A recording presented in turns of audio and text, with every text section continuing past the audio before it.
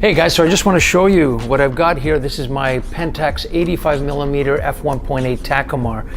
It's really unique. It's over 30 years old. This had the original screw mount M42 on it.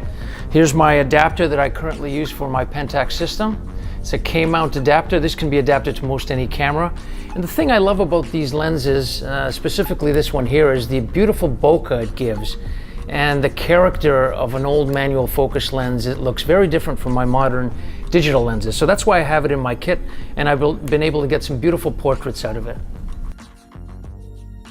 I really encourage you guys to check this out. You can find them on eBay. They're quite rare, but if you find one, I recommend you really consider picking this up.